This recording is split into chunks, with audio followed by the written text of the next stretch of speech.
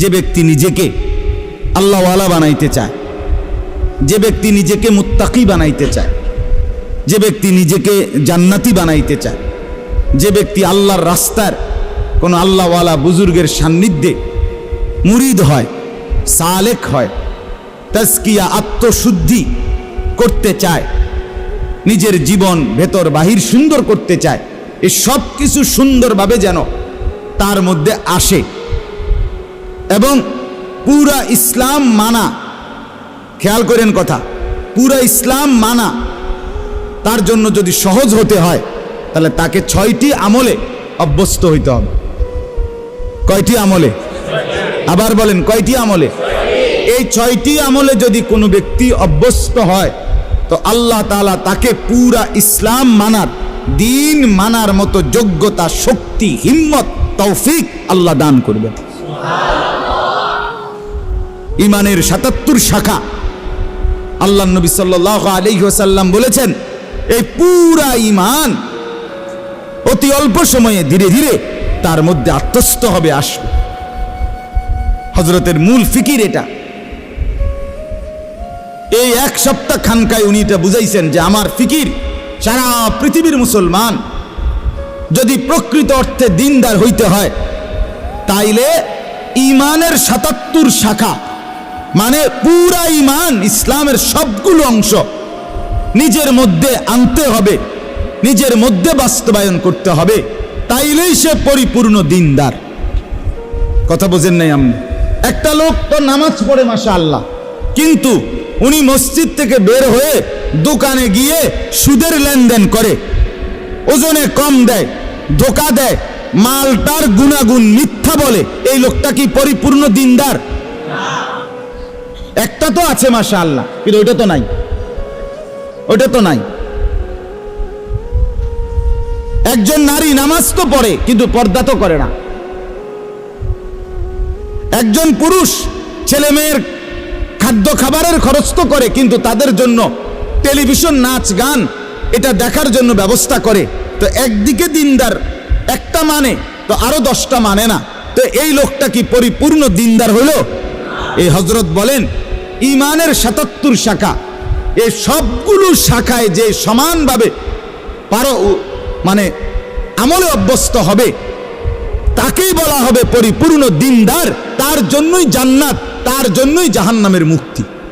সাহাবায়ে কেরাম ইসলাম মানছে কয়টা, ছাড়ছে কয়টা? কথা কয় না। মানছে কয়টা, ছাড়ছে কয়টা? আউলিয়ায়ে কেরাম, যাদেরকে আমরা আউলিয়া বলি, বুজুর্গ বলি, পীর মাশায়েখ বলি, তারা মানছে কয়টা, ছাড়ছে কয়টা? সব মানছে, সব মানছে। ঈমানও ঠিক করছে, ইবাদতও ঠিক করছে, মুআমালাতও ঠিক করছে, মুআশারাতও ঠিক করছে, আখলাকও ঠিক করছে, বাজারও ঠিক রাখছে, আবার কি নামাজও ঠিক রাখছে, স্ত্রী সন্তানের প্রয়োজন পূরণ এটাও ঠিক রাখছে, রাত্রি গভীরে তাহাজ্জুদের নামাজ, আল্লাহর বন্দিগি, জিকির, তেলাওয়াত এটাও ঠিক রাখছে। এজন্য পূর্ণ ইমানদার হওয়া চাই, পূর্ণ দিনদার হওয়া চাই। আমি বাপ কত সময় আপনারা আমার মুখে শুনছেন এই কথাটা, আমি প্রায় বলি যে ও আল্লাহর বান্দারা, বাবা, চাচা, মুরব্বীরা অনেকেই বলে এখন আর বয়স শেষ, 60-70 বছর হয়ে গেছে, ছেলে ফেলে যায়, মোটামুটি লাইন ফাইন করছি, অন আল্লাহ আল্লাহ করে কোনো রকম মরে গেলে হয়েছে, মরলেই হয়েছে, কবরে যাওয়ানোর বাকি আর না। আমি সব সময় বলি যে বাপ, কোনো রকম কবরে যাইয়েন না, কোনো রকম প্রয়োজনে চেষ্টা করেন আর কিছুদিন বেঁচে থাকতে। চান যে দুনিয়া থাকতে পারেননি, প্রয়োজনে জিফুত্রে বলেন যে টাঙ্গাইয়া তুই তো কোনানে আমনে রে, যাতে আপনি না মরেন। কারণ কোন রকমে মরলে বিপদ আছে, কোন রকম বাঁচলে তারপরেও যাই পারেন আপেল মালটা আরো কিছু খাইতেন পারবেন, কিন্তু কোন রকম মরলে ফেরেশতার ফিরায় কবরে আপনি থাকতে পারতেন না। ঠিক কিনা বলেন না কেন? আল্লাহ কি আপনারে আমারে কোন রকম কবরে যাইতে কইছে? তো আপনি দি কোন রকম যাওয়ানোর লাইন ধরছেন। ওয়ালা তামুতুন্না ইল্লা ওয়া আনতুম মুসলিমুন, এর মানে কি পূর্ণ মুসলমান না হয়ে মৃত্যুবরণ করো না। তা আপনি দি কোন রকম রব্বুল আলামিন বলেন, ইয়া আইয়ুহাল্লাযীনা আমানু দুখুলু ফিস-সিলমি কাফা, হে ঈমানদার মুমিন, পুরাপুরি ইসলামের মধ্যে পরিপূর্ণভাবে প্রবেশ করো। দূর একটা আছে 10টা নাই, 10টা আছে 20টা নাই, এমন আপনি যদি বলেন আমি পারবো, পারবেন, আপনি পারবেন, আপনি মানুষ, আপনি গরু ছাগল না। মানুষ পারবে বলেই আল্লাহ তাআলা মানুষের জন্যই বিধান দিয়েছেন, ঠিক কিনা বলেন না? ফেরেশতাদেরকে বলছেন আমি জানি যা তোরা জানোস না তা, আমি বুঝাই বানাইছি মানুষ, আমি পারবে সে আমার হুকুম মানতে পারবে, আমার দ্বীন গ্রহণ করতে পারবে, আমার শরীয়ত নিতে পারবে, আমার বিধান তারা পালন করতে পারবে, এই যোগ্যতা দিয়েই আমি মানুষ বানাইছি। অতএব পারবেন আপনি বলে যে ভুল হয়ে যায়, ছুটে তো যায়, গুনাহ তো হয়ে যায়, নাফরমানি তো হয়ে যায়। আরে তো চমৎকার বিষয়, আল্লাহ তাআলা বলছে বান্দা রিমুভার তো আমি রাখছি, মুসাবার জন্য তো আমি রাখছি ব্যবস্থা। যতবার হবে গুনাহ ততবার তওবা করবা, ততবার তওবা করবা, বারবার তওবা করলে আমি পুনরায় তোমারে আবার মুত্তাকি বানায় দেব। অজু তো ভাঙবেই, আবার অজু করবা, তাইলে তুমি নিয়মিত অজুওয়ালাই হয়ে যাবে। কথা বোঝেন না? একজন মানুষ যদি নিয়ত করে আমি সর্বদা অজু সহ থাকবো, তাহলে এ বেটা তার পেশাব করতে পারত না। কেমনে করবে পেশাব? ওমা অজু ভেঙে যাবো না? কথা বলেন না কেন? তার মানে কি? তার মানে কি বলেন? সাহাবীদের জীবনীতে আছে, আউলিয়াদের জীবনীতে আছে, তিনি সর্বদাই অজু অবস্থায় থাকতেন, তার মানে পেশাব করতেন না, নাপাক হতেন না ওনারা, আবার করে নিতেন অজু। যিনি বারবার অজু ভাঙলেই আবার পুনরায় অজু করে নেয়, তারে কি বলে না অজু ভাঙছে এটা বলে না, তারে বলে উনি সর্বদা অজু অবস্থায় আছেন। যে গুনাহ হলেই মাফ চেয়ে নেয়, তওবা করে নেয়, আবার ছেড়ে দেয়, আর করবে না ওয়াদা দেয়, আবার চেষ্টা করে গুনাহ আর করব না, আল্লাহ তাআলা বলে তুমি মুত্তাকি থাকবা, তুমি আল্লাহওয়ালাই থাকবা, তুমি জান্নাতি হইবা। তো আর সমস্যা কি? তো আর সমস্যা কি? 1000বারও যদি তওবা ভেঙে যায় আবার করো, আবার ফিরো। এজন্য বাপ আমরা প্রত্যেকেই পুরা দিন মানতে হবে, ইমানের 77 শাখা সবগুলো মানতে হবে, পুরা দিনদার হইতে হবে। আর এর জন্য বিশেষ শক্তি সঞ্চয়ের জন্য, শরীরের মধ্যে ভিটামিন শক্তি আনয়নের জন্য 6টা জিনিস লাগবে।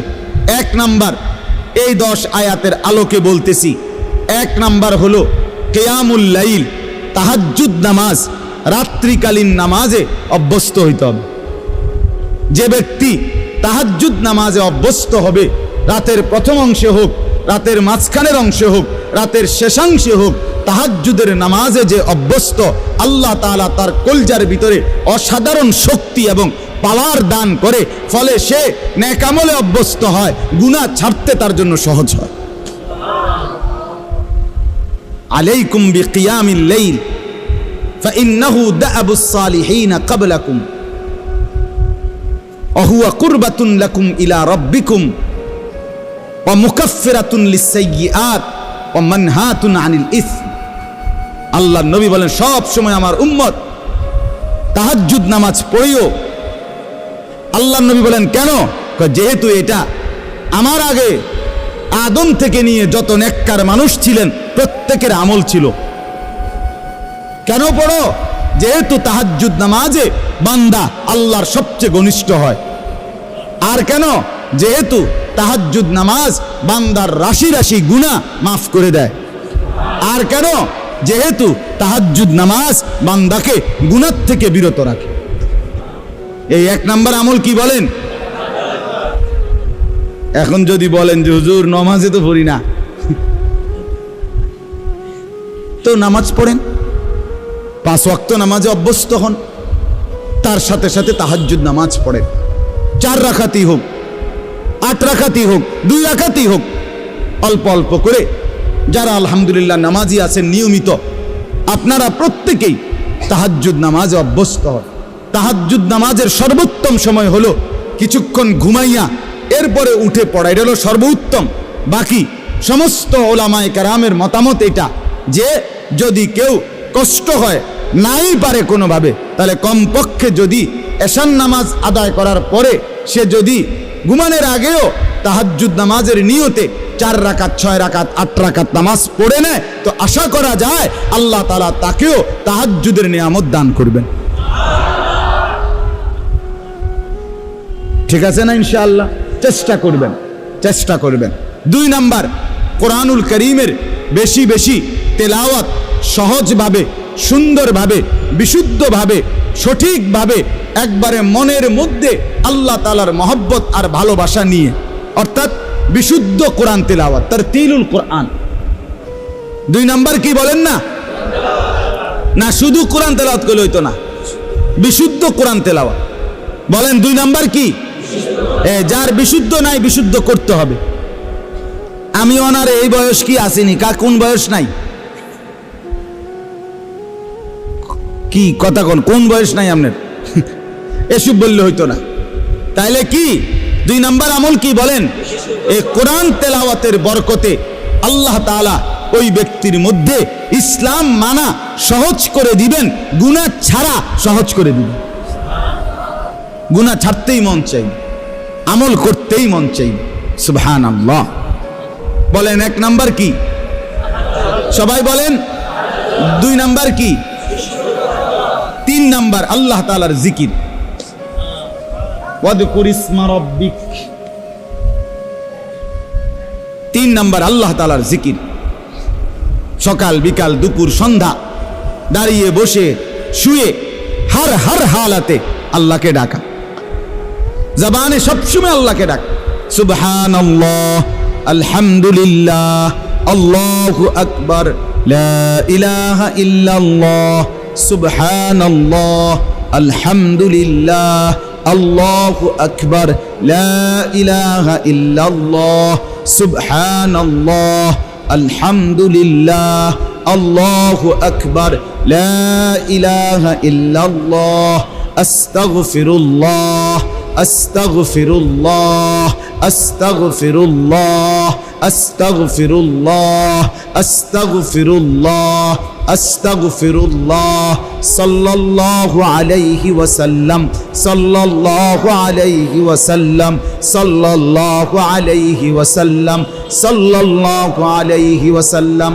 আমার বাপ মনোযোগ দিয়া মহব্বতের সাথে হাঙ্গামা না কইরা, বিরাট বড় মজমার দরকার নাই, আমনে একলাই চুপচাপ কোনো ওই হুল্লুর মানে একারে হেসকানি না কইরা নীরবে সুন্দর করে কিছুক্ষণ এরকম জিকির করতে থাকেন, খোদার কসম জিহ্বাটাই মধু হয়ে যাবে, জবান শিরি হয়ে যাবে, মধু হয়ে যাবে, মধু।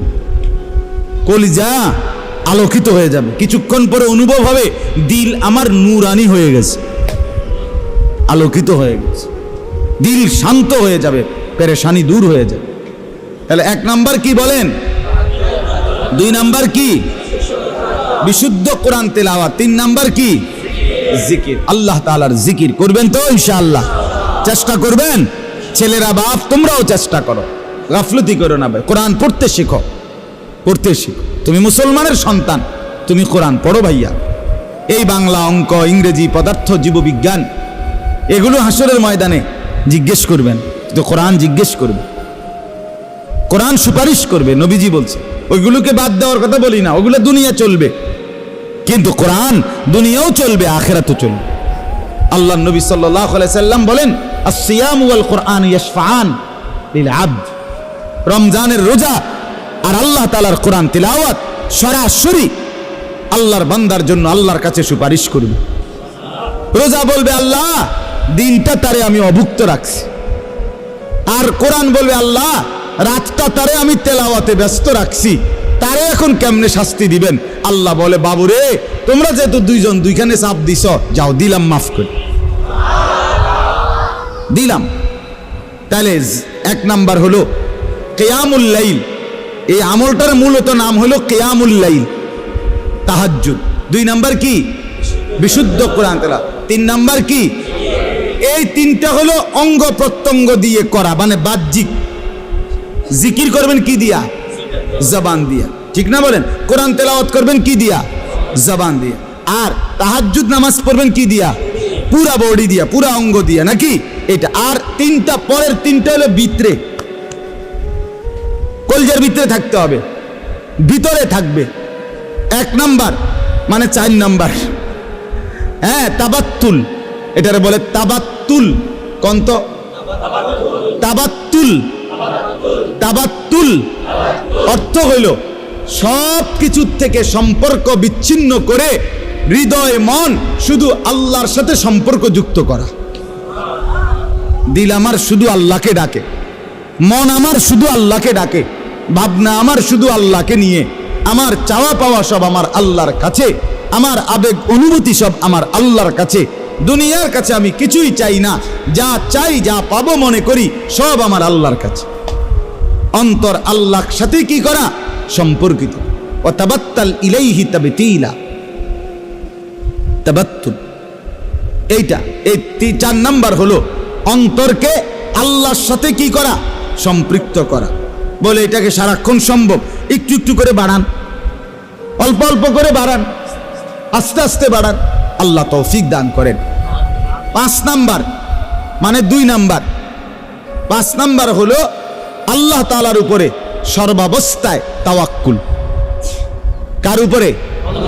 তাওয়াক্কুল, ভরসা। ভরসা কার উপরে? রব্বুল মাশরিকি ওয়াল মাগরিব লা ইলাহা ইল্লা হুয়া ফাত্তাখিযহু ওয়াকিলা। এই যে আল্লাহকেই একমাত্র ওয়াকিল, অভিভাবক বা আশা ভরসার কেন্দ্রস্থল শুধুই কাকে বানানো? তাহলে অন্তরে সর্বদা কার উপরে ভরসা করা? 6 নাম্বার সবর করা।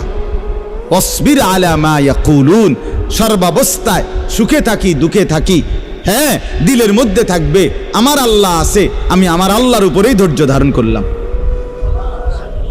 তাইলে বলেন, 3টা, পরের 3টা হইল আল্লাহর সাথে অন্তরকে সম্পর্কিত করা, 2 নাম্বার আল্লাহর উপরেই ভরসা করা, 3 নাম্বার সর্বাবস্থায় কি করা? আরবি নামগুলো কোন? তাবাত্তুল, তাওয়াক্কুল, সবর। তাবাত্তুল, তাওয়াক্কুল, সবর। তাবাত্তুল, তাওয়াক্কুল, সবর। 1 নাম্বার কিয়ামুল লাইল, 2 নাম্বার তারতিলুল কোরআন, 3 নাম্বার জিকির, 4 নাম্বার তাবাত্তুল, 5 নাম্বার তাওয়াক্কুল, 6 নাম্বার সবর। 3টা বাহিরে, 3টা ভিতরে।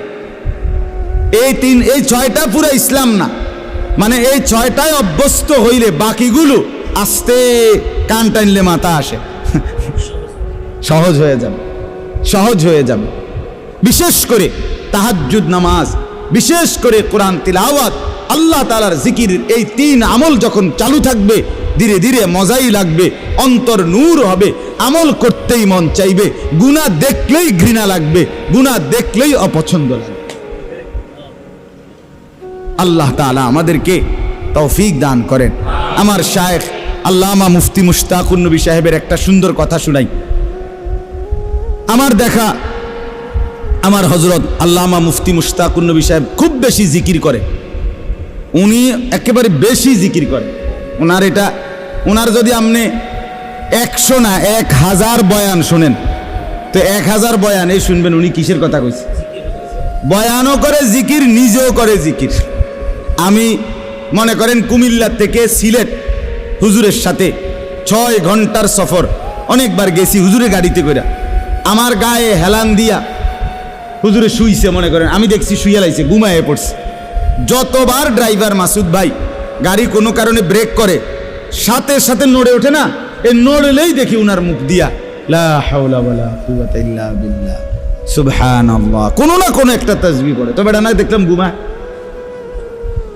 আমি অনেক দিন দেখছি এটা মাকিরি ভাই, এটা কি ধরনের জিন্নি, কোনো আদত হয়ে গেছে, অটোমেটিকলি নড়লে চড়লে জিকির করে, জিকির করে, আল্লাহ তাআলার জিকির করে।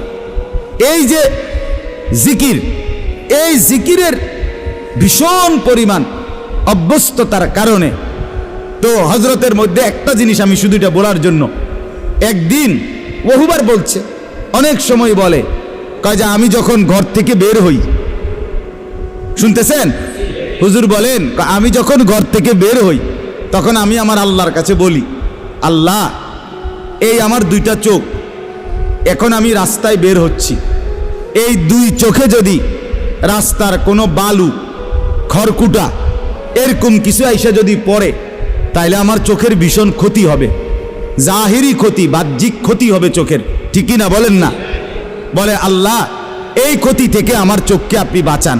সাথে সাথে হযরত বলে, আমি আল্লাহর কাছে বলি, আল্লাহ ঠিক তেমনি ভাবে এই চোখ যদি কোনো ভিন নারীর প্রতি পড়ে তাইলেও আমার এই চোখের ক্ষতি হবে, আখিরাতে ক্ষতি হবে, আমার এই চোখে সীসা গলাইয়া ঢেলে দেওয়া হবে। অতএব আপনি আমার এই চোখকে বাহ্যিক ক্ষতি থেকেও বাঁচান, আপনি আমার এই চোখকে আখিরাতের ক্ষতি থেকেও বাঁচান।